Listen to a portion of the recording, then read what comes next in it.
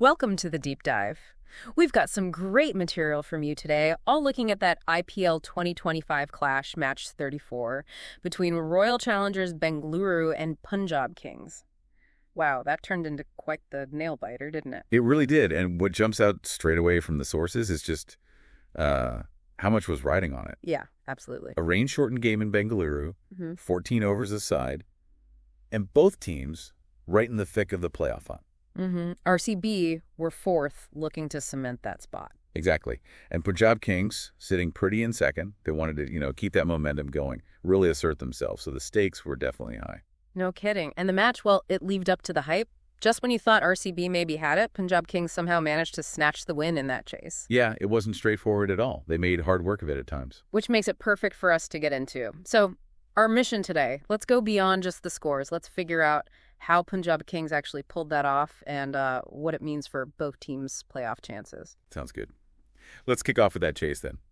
The target was 96 and 14 overs. Right. Which, okay, doesn't sound massive in T20 terms. No, but under pressure in a shortened game. Yeah. With playoff spots on the line, it adds a whole different layer, doesn't it? For sure. And Punjab, well, they didn't exactly cruise at the start. Your notes say they were struggling a bit, 53 for 4 after 8 overs. Yeah, that's right. It really looked like RCB had things under control at that point. And Josh Hazlewood's bowling seems key there. The sources mention him picking up 2 wickets in the 8th over. Sharp rising deliveries, apparently. Got Shreyas Iyer and Inglis pretty quickly. Right, back to back. You'd think RCB had a proper grip on the game then. You really would. Yeah. Hazlewood's spell there was pretty crucial. Your notes suggest maybe the pitch was a bit too paced. He seemed to use that extra bounce really well. Okay. And losing two important batsmen like that in 1 over in a 14-over chase, that usually spells trouble. Usually. But this is where it got interesting, right? Exactly. Enter Nihal Wadhera. Ah, yes. The material really highlights how calm he was. Fearless, even. He went after Suyash Sharma, didn't he, in the 9th and 10th overs? He did. What was it? 3 6s and 2 4s in just 11 balls. Something like that, yeah. Incredible hitting. Just completely flipped the momentum. It really did. They went from, 65 for 4 and maybe feeling the pinch? Yeah, definitely feeling it. To 92 for 5, almost home in just a couple of overs? That kind of burst just deflates the fielding side. It really does. And it was smart batting, too. He absorbed that initial pressure after the wickets fell, then just picked his moment, picked his bowler, and went bang. Against Suyash Sharma specifically, did the sources mention anything about field placements or tactics there, or did he just back himself? It doesn't seem like there were major field changes mentioned.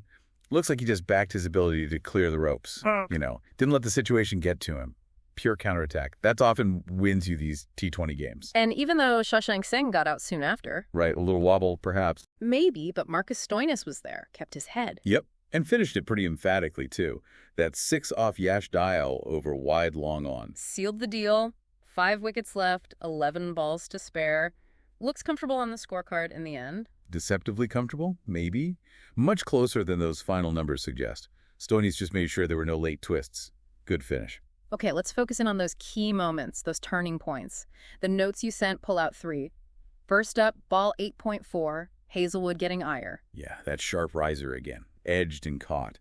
That felt like RCB really taking control. Capitalizing on the pressure they'd built. Exactly. Halted any little momentum Punjab might have had. Right. Put RCB firmly in the driver's seat, for a while anyway. Right. Then just minutes later, really, balls 9.5 and 10.1. Wadhera hitting that 4, and then the 6 off Suyash. And that's the swing back, isn't it? Yeah. The sources are clear. This is where it shifted. Punjab were looking nervy. Yeah, 53 for 4 could easily become, 70 all out.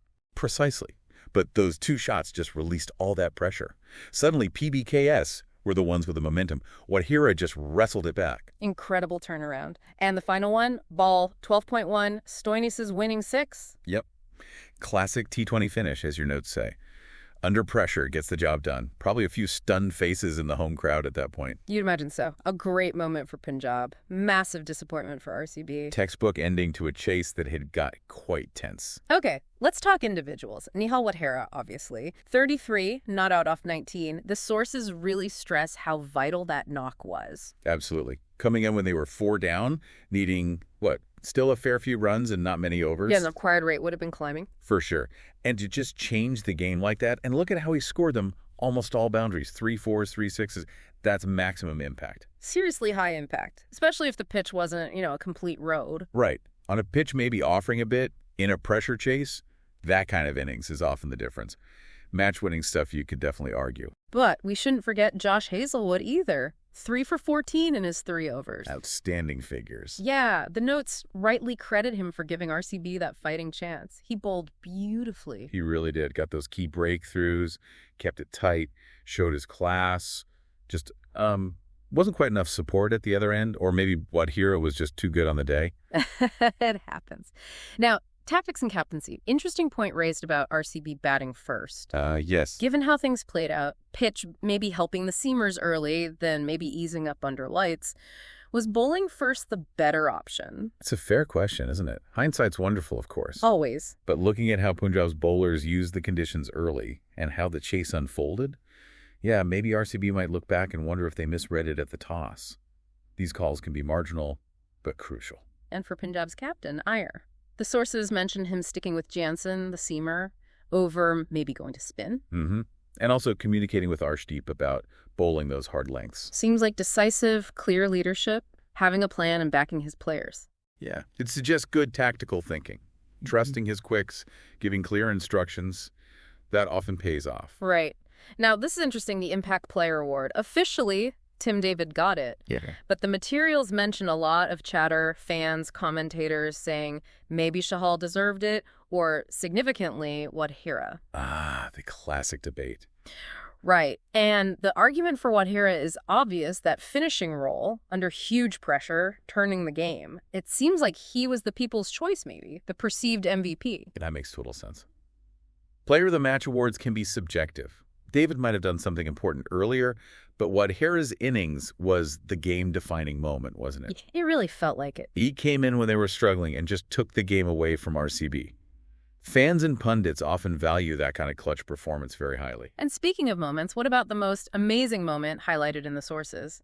Wadhera's 6-over long off in the 10th over. Yeah, that one sounds pretty special. Described as having a real impact, the trajectory, the timing, and just silencing the home crowd. You can almost picture it. Oh, absolutely. That sounds like more than just 6 runs. It's a statement. Yeah. It's the moment the belief visibly shifts from one team to the other. That kind of shot, yeah, sticks with you.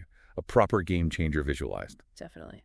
Okay, let's wrap up with the playoff picture implications. For Punjab Kings, this win looks huge. Yes, solidifies their spot near the top, keeps the momentum rolling, crucial points bagged. But for RCB, this loss, it hurts. It really could. The notes suggest they might slip out of the top 4 now, depending on that net run rate. Which can be brutal. And Delhi and Gujarat are right there, breathing down their necks. Exactly. The race for those playoff spots is getting seriously tight. This result tightens it even more. A big boost for Punjab, but a real setback for RCB. They'll need to bounce back fast. So summing up this deep dive, the big takeaway has to be Punjab's, resilience, I suppose, and composure. Yeah, they weathered that early storm in the chase, didn't they? And then found a hero in Wadhera. His innings was just incredible, changed everything. It really did. Showed great temperament, great skill execution under pressure. Ultimately, that was the key difference that got Punjab over the line. And in the grand scheme of IPL 2025, it just underlines how fierce that playoff battle is. Punjab looking strong, RCB suddenly looking a bit vulnerable. Which brings us to a final thought for our listeners, perhaps. Thinking about how both teams performed when things got really tight in this match. What does that tell us about their mental strength, their fortitude, heading into potentially even higher pressure playoff games down the line? Ooh, good question. Something definitely worth thinking about as the season unfolds.